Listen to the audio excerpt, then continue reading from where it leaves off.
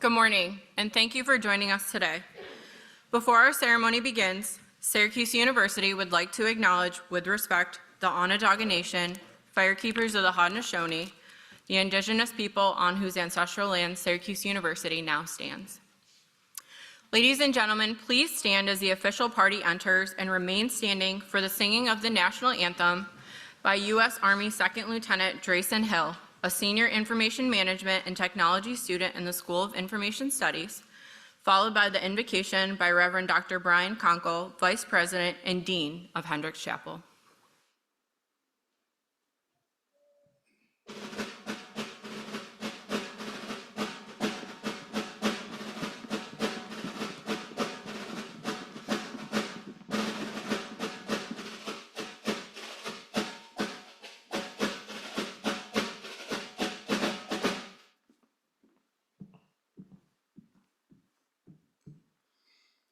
Oh, say, can you see by the dawn's early light what so proudly we hailed at the twilight's last gleaming, whose broad stripes and bright stars through the perilous fight o'er the ramparts we watched were so gallantly streaming, and the rocket's red glare, the bombs bursting in air, gave proof through the night that our flag was still there.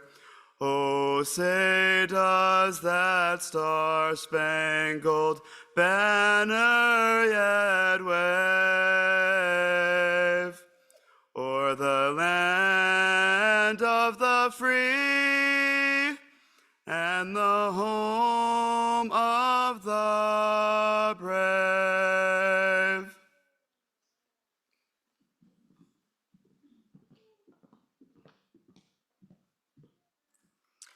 I invite Reverend Dr. Brian Conkle, Vice President and Dean of Hendricks Chapel, to offer the invocation.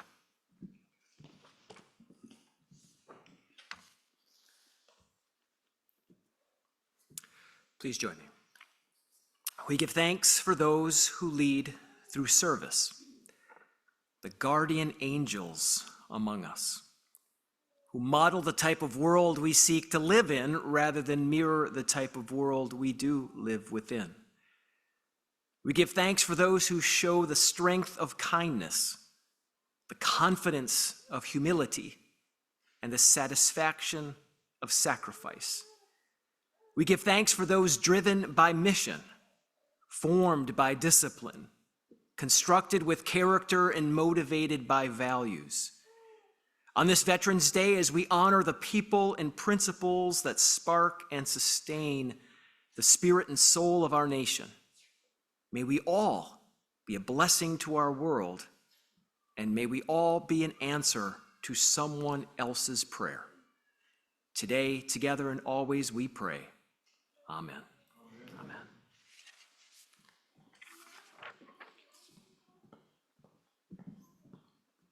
Thank you, Drayson and Reverend Conkle. Ladies and gentlemen, please be seated.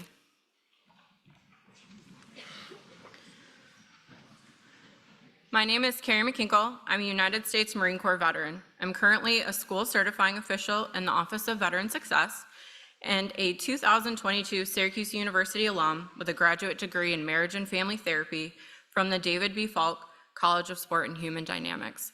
It is my distinct pleasure to MC the 2024 Veterans Day ceremony in the NVRC's KG Taun Auditorium. We gather here today to honor service members from all walks of life, ordinary people who have accomplished the extraordinary through their heroism and selfless service to our country. Our veterans are quintessential Americans who have served the United States of America in great times of affliction as well as during peacetime. We honor their families too, because while their loved ones were away, every minute felt like an hour, every hour felt like a day, and every day felt like forever. For hundreds of years, brave men and women have stood ready to fight for their brothers and sisters next to them, for their children at home, and most of all, for this country's freedom. They stood ready to deploy at a moment's notice to defend our nation. This point is driven home in a poem written by Mr. Fred Talbot, a Syracuse University School of Architecture alumnus and World War II veteran who at 97 years old recalled the value of those who fight for this great nation.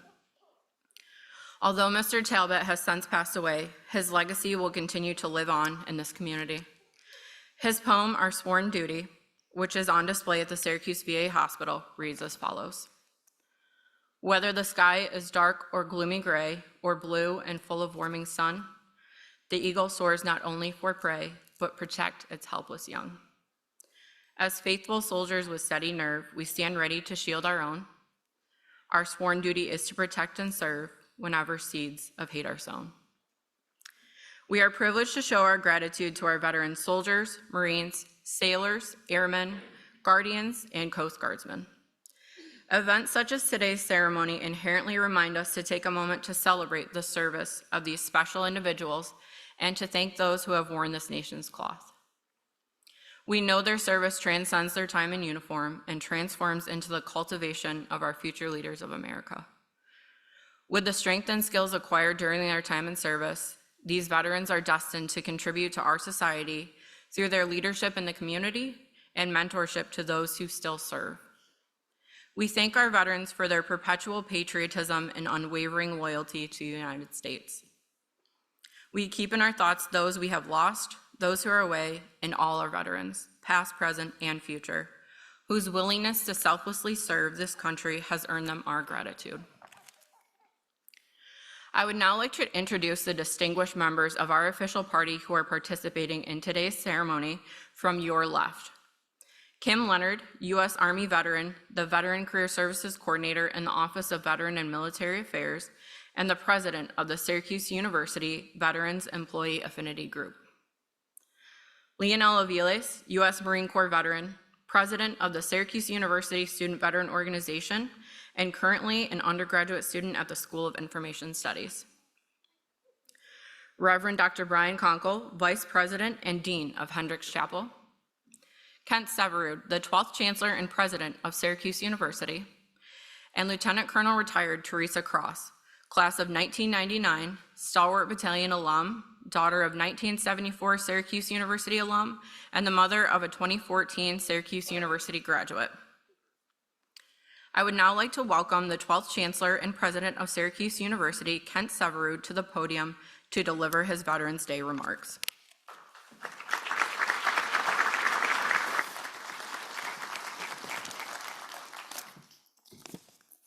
Good morning. Welcome everybody on Veterans Day, and welcome to Syracuse University, where we try to make every day Veterans Day. As you heard, I'm Kent Syverud, Chancellor here at Syracuse, and I particularly want to welcome all of you here today who showed up at 6 o'clock this morning for the annual Monday morning 6 a.m. Veterans Day 5K fun run. And in particular, I want to recognize the other who, like me, completed the Veterans Day 3.5K fun run. I'm very proud to say that I was second in my cohort in finishing the 3.5K.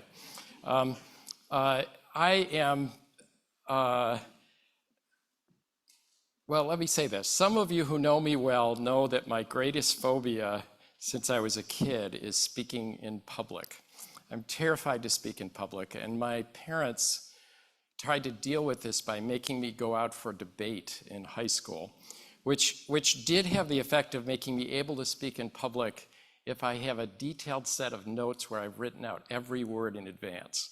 But even having done that, that worked that way, but it still is the case that I break out into a cold sweat, and you don't want to be around me when I'm getting ready to speak in public. And this, by the way, is why Karen Reddy, who works here and helps me with my speeches, is one of the noblest people in this university.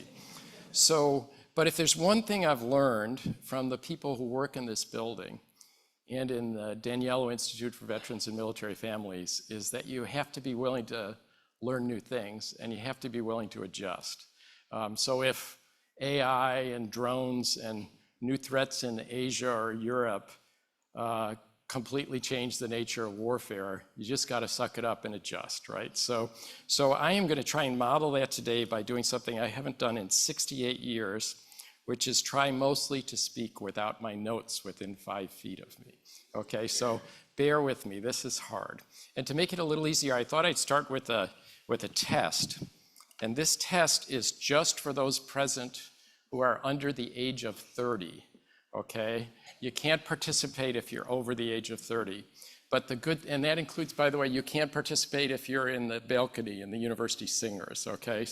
But for everybody present who's under the age of 30, I'm gonna shout out a quiz question. And the first person to answer it correctly gets this wonderful prize, okay? It's just a very high quality Syracuse zip up that only the athletic department gets to wear. And even more importantly, it is the very hat worn by the Chancellor in the 5K fun run while the entire stalwart battalion careened past him at 90 miles an hour. Okay, so I'm gonna throw this or get this to the person who answers this correctly. So people under the age of 30, are you ready for the question?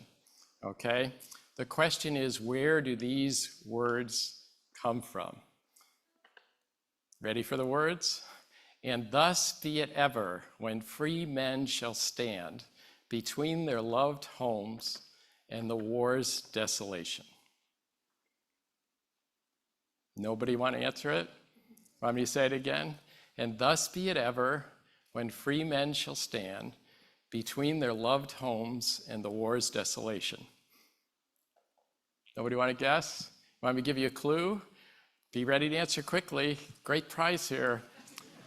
Here's the clue. And thus be it ever when free... Somebody got it, right? Somebody up in the balcony? Okay, we'll get it up to you. So, yeah. So that actually is the last verse of the national anthem, which we just sang, okay? And what's interesting about it is that almost nobody knows it because we almost never sing it, right?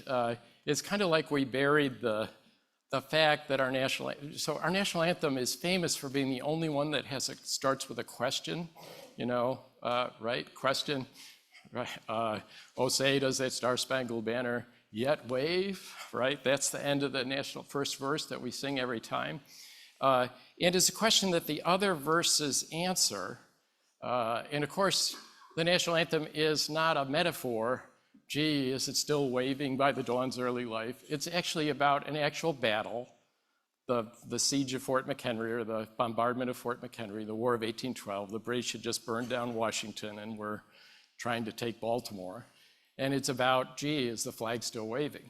So the answer in the national anthem in the subsequent verses is, surprise, yes, it's still waving, or it wouldn't be the national anthem.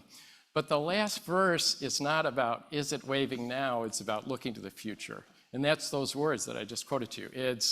It will keep waving as long as free men and women are willing to stand between their loved homes and the war's desolation, right? Simple, but so the interesting thing about this kind of story is true about actually all our national songs. All our national songs are actually about veterans and military, but all our national songs, at some point in our history, we buried that in the last stanza. Do you follow what I mean? So let's take an example. Let's take the song that the university singers, who are the best choir in the country, are about to sing later in this ceremony, okay? They're gonna sing a verse that is almost never sung, which is the verse that goes, anybody remember it? Oh, beautiful for heroes proved through liberating strife, who more than self their country loved, and mercy more than life. That's what they'll sing, but you're only gonna hear it at this ceremony here, and when they sing it, you don't hear it anywhere else. And by this point, somebody's saying, come on, Kent, come on, Chancellor, it's not all our national songs. It's just some of them. What about America the Beautiful, right? That's all about beautiful mountains and prairies and oceans white with, I'm sorry, God Bless America, all about oceans white with foam and prairies and mountains and things like that. And the answer is no. Actually, God Bless America was written by an Army soldier who is about to be deployed to the trenches in World War I. and he wrote it about what he was defending, right? So his name, by the way, was, anybody know? Irving Berlin. He was Jewish, okay? And what is interesting about God Bless America is he was, for various reasons, forced to rewrite the lyrics after World War I and again after World War II to tone down the violent military stuff, right? So that people would be much more comfortable singing about the prairies and the oceans, right? Similar to America the Beautiful, similar to the national anthem. So I think I've made my point. I don't think I need to prove to you that the Battle Hymn of the Republic has something to do with veterans and military, but the point is, it's a little odd about all our national songs. They're about veterans and military, but we forget about it most of the time, right? We downplay it most of the time. Now, I was forced to reflect on this in the weirdest of all circumstances, and I want you to know what they were. It was last October, and I was sitting in a drugstore on Nottingham Road, and I was waiting in the back to get what felt like my 37th COVID vaccination, okay? And so I'm sitting there in that little chair waiting for the pharmacist to come out and inject me. And this older woman comes up to me and starts haranguing me about why I'm not getting the university to do something about this horrible military involvement in Europe and the Middle East, right? And you know, my reaction actually, I get this a lot, by the way, that comes with the job. But my reaction at the time was, lady, that guy is about to stick a huge needle in me. And that's the other thing I'm the most afraid of other than speaking in public. So I just let her drone on. I didn't listen to her until she said one thing that got my attention. She said, Chancellor, why can't you get us to be like the peace-loving Swiss and Scandinavians? Right? Why can't you get us to be like the peace-loving Swiss and Scandinavians? Now, I don't know about you, but I always, when somebody annoys me, I can always come up with a great comeback line an hour later, okay? So I didn't come back with a great comeback line then, but this is what I should have said. I should have said, yeah, right, those peace-loving Swiss who serve in the military at a higher percentage than the citizens of any country in the Western Hemisphere. I should have said, yeah, those peace-loving Swedes and Finns who just joined NATO, okay? And especially I should have said, I mean, she said, why can't, she said, Chancellor, you're Norwegian, why can't we be like the Scandinavians? So what I should have said is, yeah, those Norwegians, right? Lady, I could sing the Norwegian national anthem before I could read, and I could sing it in Norwegian. And the reason I could was because my grandmother was still mad at the Germans for invading Norway and banning the national anthem. And the reason she made me sing it was because what's the national anthem of Norway about, right? It's Ja, vi elsker dette landet. It sounds like it's about mountains and fjords and things, but it's actually about men and women fighting and dying to defend their country, right? Surprise, that's what a lot of national anthems are about. So I should have said that, I didn't. But as therapy, it caused me to think about this question, which is, why do all our national songs downplay veterans and military? Why, in fact, is it the national anthem of the United States, and for that matter, God Bless America, have been very controversial at times. And there's been efforts to replace them with songs that have no military allusions in them at all. I'm sure you know that history, but I'll tell you it's true. And what I've realized in thinking about it is this. It's kind of like people from Florida and hurricanes, okay? It's kind of like people from Florida and hurricanes. I know there's some of you out there, so I'll now offend you, okay? So what I have discovered from a lot of time with people from Florida is that they don't particularly appreciate you disrupting their pleasant existence with reminding them that they could be upset by a hurricane at any moment, okay? They don't particularly like you mentioning it at cocktail parties and dinner parties and other events. Instead, they would prefer, to occasionally complain about the ugly storm shutters and the building inspectors who make them do things differently to be prepared for hurricanes. They'd really like, most of the time, people like me from out of state, to not bother them about it. But then 2 days before the hurricane, what happens? they all rush to Home Depot or Lowe's at the same time to get plywood and generators, right?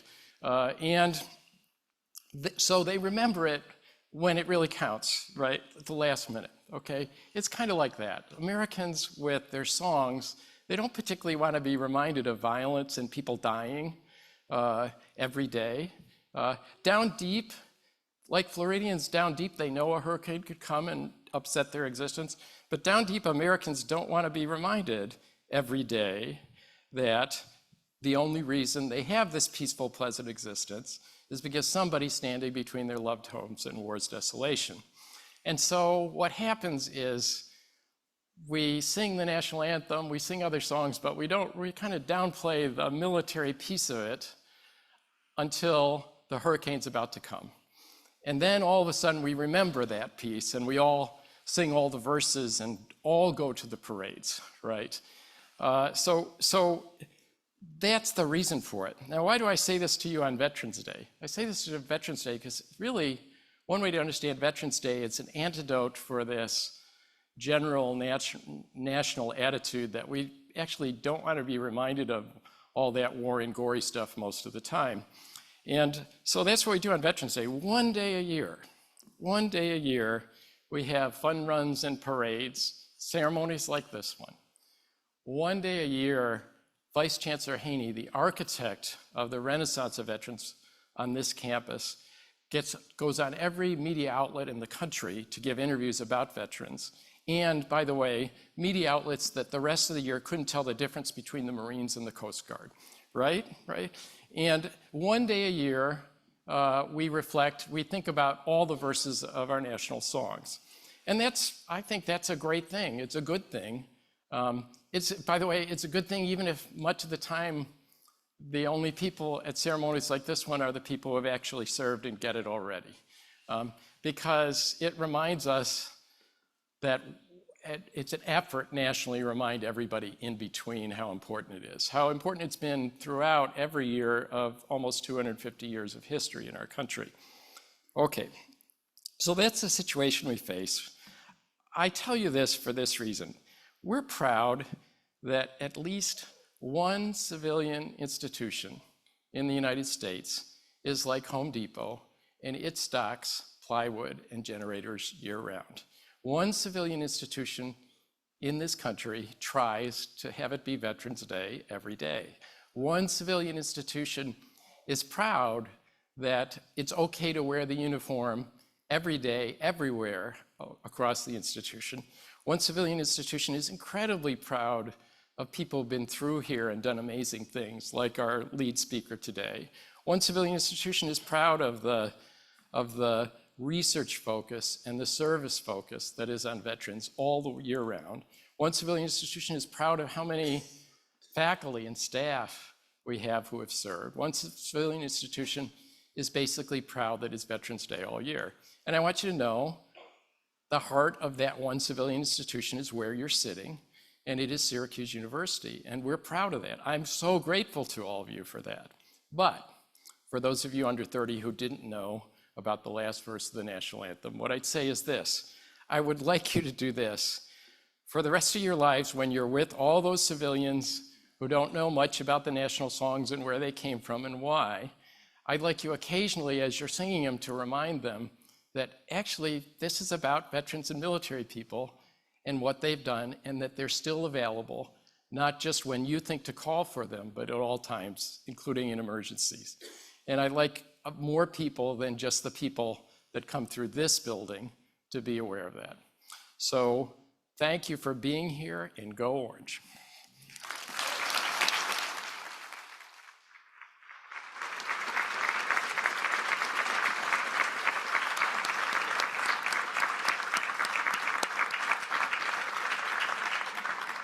Thank you, Chancellor Syverud. Ladies and gentlemen, Kim Leonard will now share some remarks on the history of Veterans Day.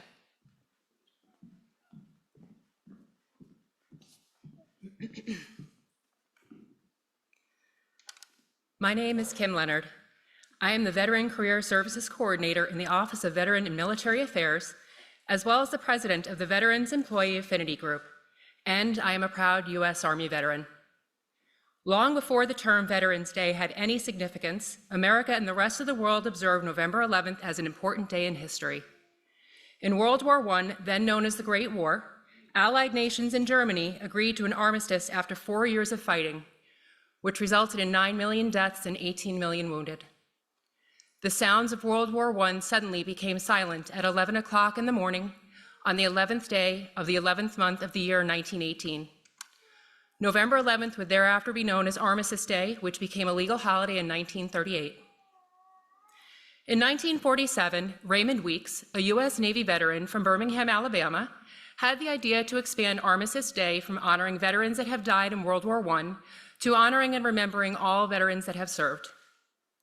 Mr. Weeks held the first national celebration for veterans on November 11, 1947, in Birmingham, Alabama, and continued to do so until his death in 1985. 8.5 years later, in 1954, U.S. Representative Ed Reese of Kansas presented a bill to make the national celebration of veterans into a holiday, and therefore replaced the word armistice with veterans. Weeks finally saw his dreams of a day dedicated to honoring all military veterans come to fruition on May 26, 1954, when President Dwight D. Eisenhower signed a law designating November 11th as a day to memorialize veterans who represented and fought for the United States in any war. Just a few days later, on June 1st, Congress altered the formal name of the holiday from Armistice Day to Veterans Day.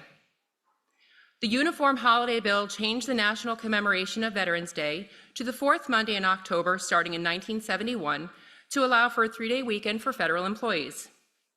It soon became apparent, however, that November 11th was a date of historic significance to many Americans, and in 1975, President Gerald Ford signed into law returning the observance of November 11th, beginning in 1978. We continue to observe Veterans Day on November 11th, and it is a day that we come together as a community to celebrate and honor those who have served and sacrificed for this great nation. Syracuse University has over 300 veteran employees. Within this group are faculty and staff who have served in every conflict since the Korean War, as well as families of service members who are currently deployed. As we celebrate Veterans Day, let us also come together as a community to support and celebrate Syracuse University's veteran employees. I now invite Leonel Aviles, president of the Student Veterans Organization at Syracuse University, to the podium to give us insight into Syracuse University's proud tradition of serving student veterans, as well as some reflections of his experience on campus.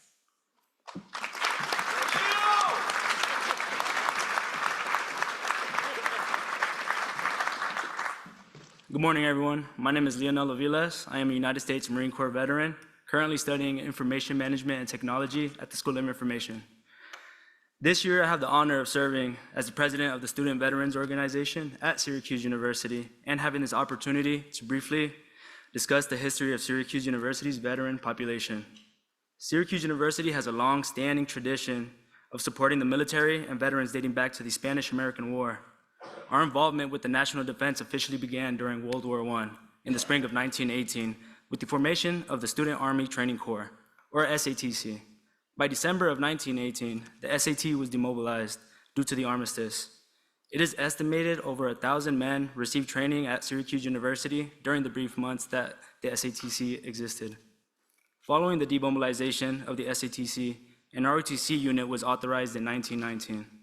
About 800 veterans, many of them former students, returned to Syracuse to continue their education. This was the first influx of veterans to this campus, and as many here today know, it would not be the last.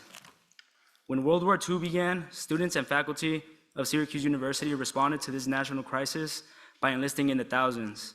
Many served in the military, others joined the ROTC, and many more served in the reserves of the various armed forces. Programs were established on campus to train doctors, nurses, pilots, engineers, and linguists. By the end of the war, Syracuse University had trained almost 8,000 uniformed personnel, with some 18,000 alumni in the service. The second and most influential influx of veterans to our campus, known as the GI Bulge, came in the years following World War II.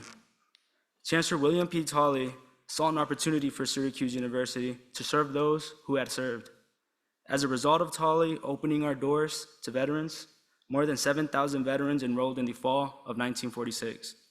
and this increased to 9,500 the following year, almost half of the enrolled student body at Syracuse University. Because of Chancellor Tolley's vision, a generation of veterans earned a Syracuse University education, enabling them to pursue their post-service dreams. Currently, our university has an amazing team of people continuing our tradition of supporting veterans. In 2007, Dr. Mike Haney founded the Entrepreneurship Bootcamp for veterans, which teaches disabled veterans how to own and operate a business. In 2009, the Veteran Resource Center opened in University College. Today, we know this office as the Office of Veteran Success, where we have one-of-a-kind team to help guide our student veterans through their VA education benefits and campus resources. Also in 2009, the Student Veteran Organization was formed to bring veterans together, offer support for their transition, and to stay active on campus and in the community. In 2011, the Institute for Veterans and Military Families was created.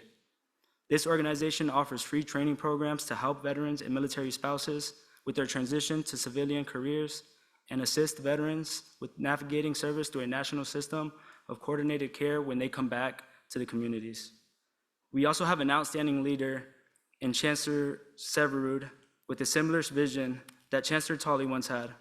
One of his goals since becoming our chancellor was to once again make Syracuse the best place for veterans. Soon after, Chancellor Syverud appointed Dr. Haney as the Vice Chancellor responsible for Veterans and Military Affairs. Syracuse University then opened the Office of Veteran and Military Affairs, the OVMA, in 2015.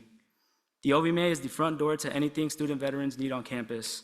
Since the OVMA was founded, veterans have been able to receive benefits such as early class registration, dedicated VA education benefit counseling, events, and programs to help with job placements, and a dedicated team looking out for us every single day. Chancellor Syverud's enduring commitment is to ensure the success of every present and future student veteran. Under his guidance, the university saw the construction and completion of the National Veterans Resource Center in 2020. The NVRC is now the permanent home to the Office of Veteran and Military Affairs, the Daniello Institute for Veteran and Military Families, the Office of Veteran Success, and the Army and Air Force ROTC, and the Student Veteran Organization at Syracuse University. My journey at Syracuse University began a few years ago, marking a pivotal moment in my life. Today, I'm honored to share my story with you, hoping it resonates with fellow student veterans and inspires us all. As a Floridian from Tampa, like Chancellor said, we do not like to leave at all.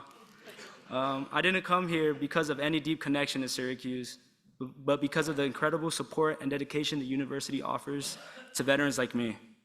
After high school, I took a different path than most of my friends and joined the United States Marine Corps. Hoorah!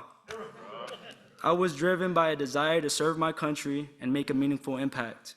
My time in the Marines taught me the importance of helping and supporting one another, accomplish missions, and achieve goals. Plus, I wanted to get out of Florida and see the world.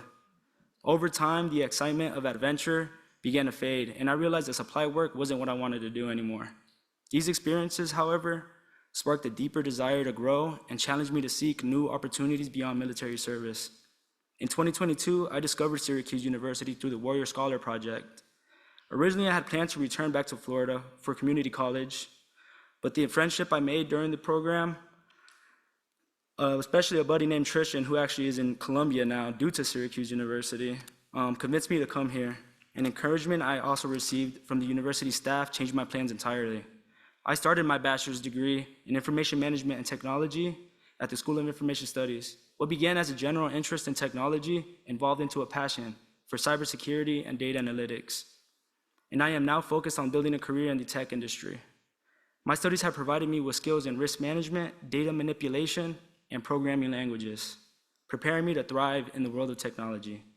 The Syracuse University Student Veteran Organization became my home early on, providing me with the camaraderie and sense of belonging I needed as I transitioned to college life. Now, as president of the SVO, my mission is to ensure that every student veteran and their family finds the same level of support. This leadership role has connected me with an incredible group of student veterans and civically engaged leaders, all working toward a common goal, improving the experience for veterans at Syracuse University and beyond. I am committed to maintaining Syracuse's reputation as home to the best student veteran organization in the country. Today, I stand before you as both a student and a Marine veteran, Grateful for the journey I've had and the growth I've experienced here. Syracuse University offers veterans not only education, but also purpose, community, and the tools needed to succeed. Thank you for being here, and thank you for your continued support of Veterans Together. We are making a difference. Happy Veterans Day.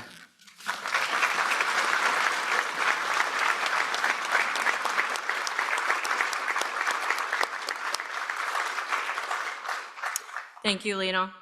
Under the direction of Dr. John Warren, Professor of Music and Director of Choral Activities in the Sentner School of Music, the Syracuse University Singers have become a nationally and internationally known ensemble. They have been invited to perform for regional and national conferences, as well as international competitions. Please join me in welcoming the University Singers.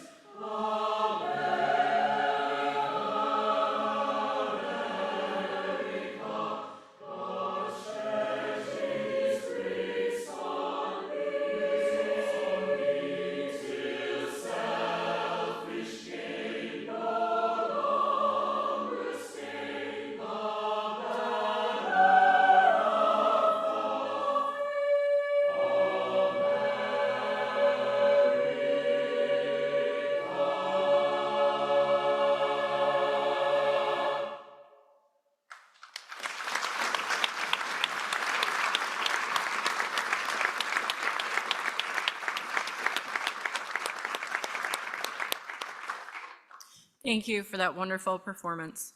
I would now like to welcome back to the podium Leonel Aviles to introduce today's keynote speaker.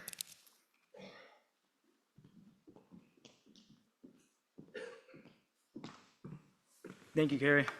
I have the distinct pleasure to introduce today's keynote speaker, U.S. Army Lieutenant Colonel, retired Theresa Cross. Theresa is a native of Syracuse, New York, and comes from a long family lineage of Syracuse University alums, including her mother, brother, sister, and daughter. She too was an alum, graduating in 1999 and receiving her commission through the Stalwart Battalion Army ROTC program. Theresa's military career spans over 28 years of active duty service, serving both as an enlisted soldier and officer. She commanded the Syracuse Recruiting Company and a service and support company in the 297th Military Intelligence Battalion at Fort Eisenhower, Georgia. Theresa has served in key staff positions in the U.S., overseas, and has deployed to the Balkans and Southwest Asia, supporting Operations Joint Guardian, Iraqi Freedom, and Enduring Freedom. She is currently transitioning into a senior policy analyst position with the U.S. Air Force and U.S. Special Operations Command at MacDill Air Force Base in Tampa, Florida. Ladies and gentlemen, please join me in welcoming our keynote speaker, Lieutenant Colonel, retired Theresa Cross.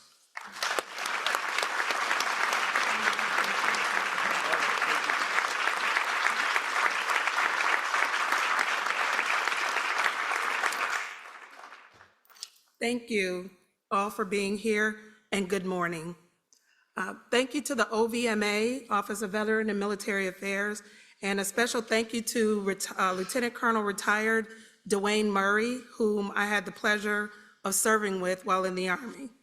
I'd like to recognize family members here in person quickly, and I can't see, so I'm just going to call them out if they're not here. Good deal. My daughter, Ms. Talia Graham, class of 14, and my granddaughters, my sisters, Karen Johnson and Tavita Gaines, who is also an Army veteran, and several of my nieces, Mrs. Megan Simmons, Omaya and Vaya Gaines Howard. Omaya is a freshman at UNC Charlotte. We tried to get her here at Syracuse, but it didn't work out, but she still loves Syracuse University. Also, I think I have some cousins here, just along a bunch of family members. I am, again, from Syracuse, so they all came up to hear their cousins speak, and thank you. Thank you. I'd also like to acknowledge my family and friends and my sorority sisters who are viewing live stream. Thank you for the support.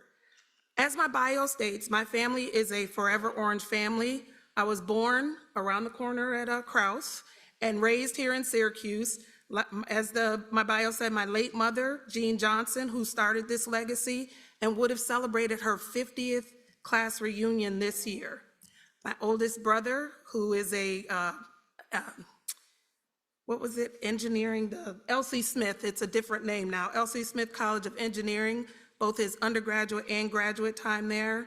I also gained a Forever Orange son-in-law, Andre, who's also a engineer and College of Sciences class of 16.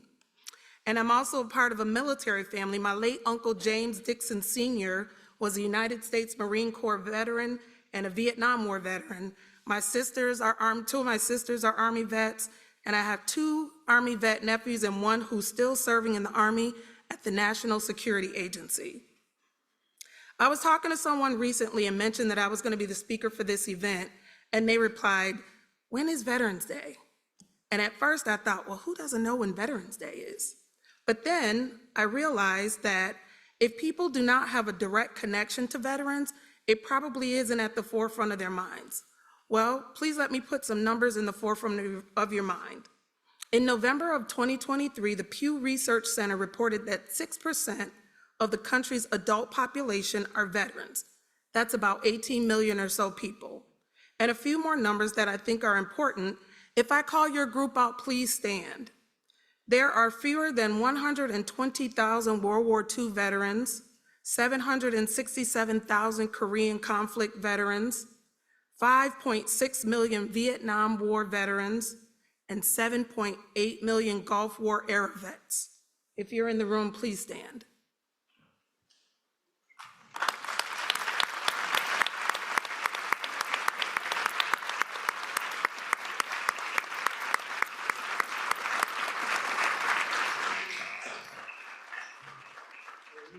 We collectively thank you for your incredible service and sacrifice. I came to the university after 8 years of service in the U.S. Army, including an overseas tour in Panama and a peacekeeping mission in Bosnia. I felt I learned and did a lot during that time, especially since I joined the Army 4 months after graduating from high school. I learned Spanish at the Presidio of Monterrey. Aprendí el español en el Presidio de Monterrey. I served at the National Security Agency and the storied Fort Bragg, now Liberty, North Carolina. But more importantly, I learned the value of teamwork, loyalty, and service, not just to the country, the Constitution, or the Army, but also to my fellow service members. So I competed for and won a 2-year Army Green and Gold Scholarship, which is a program that allows enlisted soldiers to earn a commission. It and my GI Bill brought me a full ride, and I came to Syracuse. I came with an associate's degree and all my Army and joint service experience and wondered, what else was there to learn? I landed in the SU Army ROTC program and Gold Stalwart Battalion, And as a 28-year-old college junior, a mother, a wife, and an Army veteran, I thought, this is gonna be fun. Well, my 2 years in that program turned out to be a great opportunity for self-development and developing lasting relationships. Teamwork, encouragement, and checking on my battle buddies and friends came easy. And the cadre of NCOs and officers helped me understand the importance of transitioning from NCO to officer. They helped me refocus, and I saw their dedication to the student soldiers, ensuring that we had what we needed to be successful in the next phase of our military careers. And I put that in my kit bag for future reference. I made lasting relationships. If Lieutenant Colonel retired Allison Jernigan Murray is here, she's one of them. Colonel Pia Smith Rogers, she's still serving in the Army JAG Corps. Jamila Walcott, she was in Air Force ROTC, and my military intelligence buddy, Michael O'Mara. He and I served together finally full circle at the Pentagon just before my retirement. He remained an intel officer and I became a strategist. And he worked over in the Army Intelligence Directorate and I was across the hall in the Army Strategy, Plans, and Policy Directorate. And we laughed one last time about our experience being inducted into Scabbard and Blade, the College Military Honor Society. I also made connections and have life-lasting relationships with my Delta Sigma Theta sorority sisters that started here at Syracuse University. In the fall semester of my senior year, I did the Souling program, and I'm not sure if that program is still around, but it was a 3-credit course in the College of Arts and Sciences where students worked in teams to solve problems creatively. My team's project was to create memories for a terminally ill hospice patient dying from AIDS. During the interviews with Tim, I still remember his name, I learned the importance of taking responsibility for your actions. During our interview with him, he admitted the choices he made dictated the life he led. Tim died before we were able to present our final project, but that message has stayed with me to this day. I also learned and nerded out in international relations with Professor Goodwin Goody Cook, a United States Marine Corps veteran and the former ambassador to the Central African region in the late 1970s. The stories he shared with us were vivid and interesting. And in the spring of my senior year, he took our International Relations Honor Society to the Model UN in DC. He demonstrated passion for his career and dedication to the students. And that's also something I took with me and used in my military and civilian leadership roles. Well, where were my children when all this wonderfulness was happening? I had an incredible family support system from my late grandmother, my late parents, and my siblings to my late mother-in-law, my wonderful ex-husband. He was one of my staunchest supporters during my Army career and college, along with his brother and sister. Everyone came together to support my endeavors, and I am forever grateful. My experience here at Syracuse was more than I imagined it would be. I came to a school with a rich history of supporting the military and veterans dating back to World War I. That military support continues through the programs here on campus and those that reach separating service members, veterans, and their families, both in the U.S. and abroad.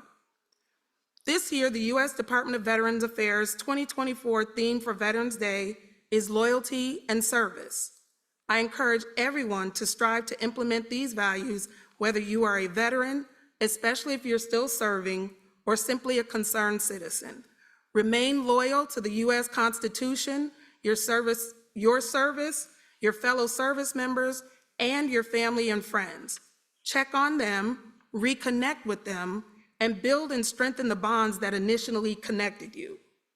Get involved with a worthy cause. Be of service to others. If you are a veteran, I challenge you to volunteer in at least one non-veteran organization. Show the country we still serve, and while you're there, share your story with others to put veterans at the forefront of their minds. If you are a Syracuse alum, support the university wherever you are. Join an alumni club, volunteer for club leadership, or participate in the Fund for Syracuse. And I'm sure we all thank you in advance. Thank you so much for this opportunity. Thank you for your time, and thank you for your support of our military and our veterans. And of course, thank you for your service. Happy Veterans Day.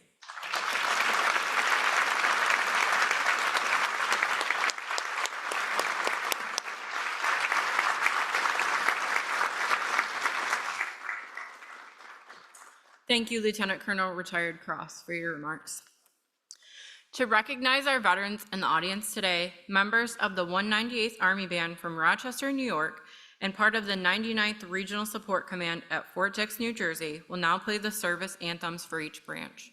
We ask that veterans in the audience please stand when their service anthem is played. We will begin with the playing of the Coast Guard service anthem.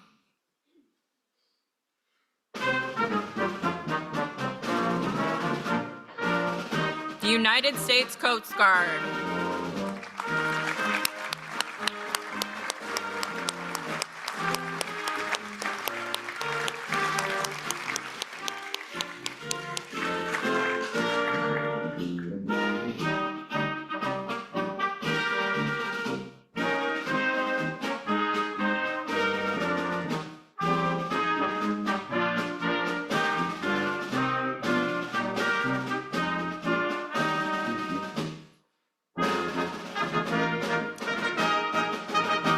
The United States Space Force.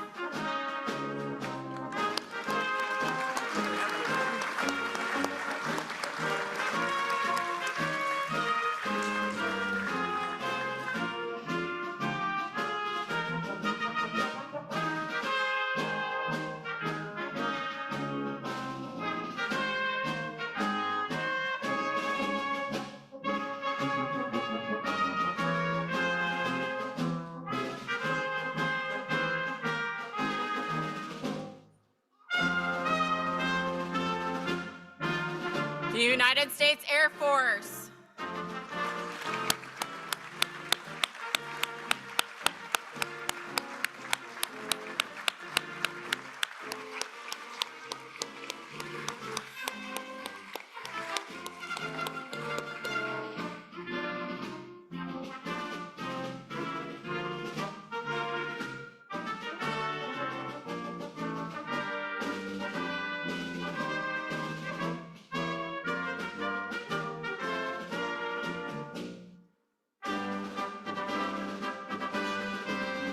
The United States Navy.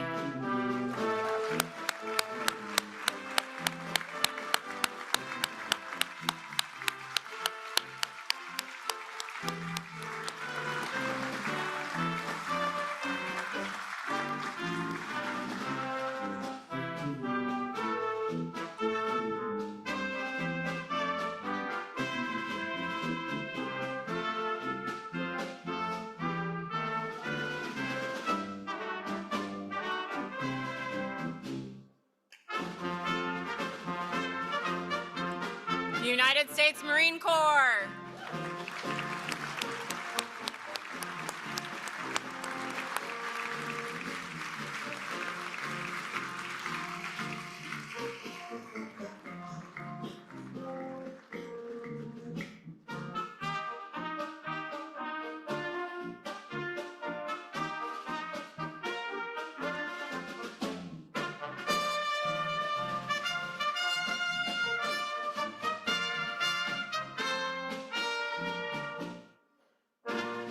The United States Army.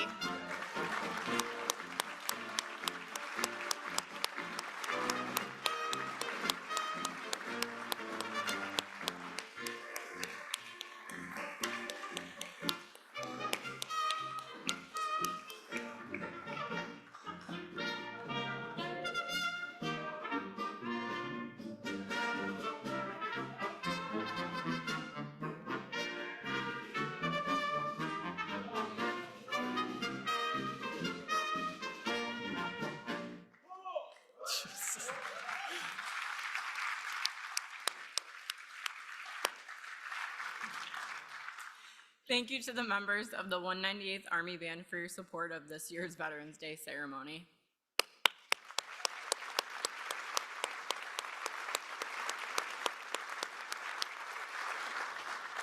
I I now invite Reverend Dr. Brian Conkle to provide benediction for today's ceremony.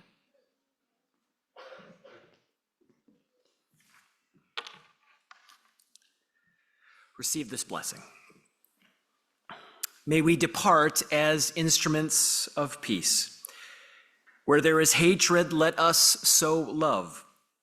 Where there is injury, fear, despair, darkness, and sadness, let us offer faith, hope, light, and joy.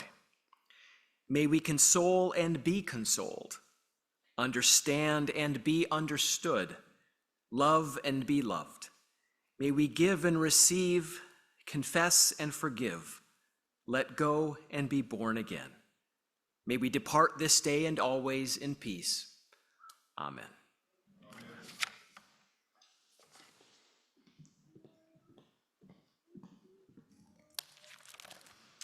This concludes our 2024 Veterans Day ceremony. We invite you to join us in the NVRC's Visagano Grand Hall for a lunch reception after the ceremony.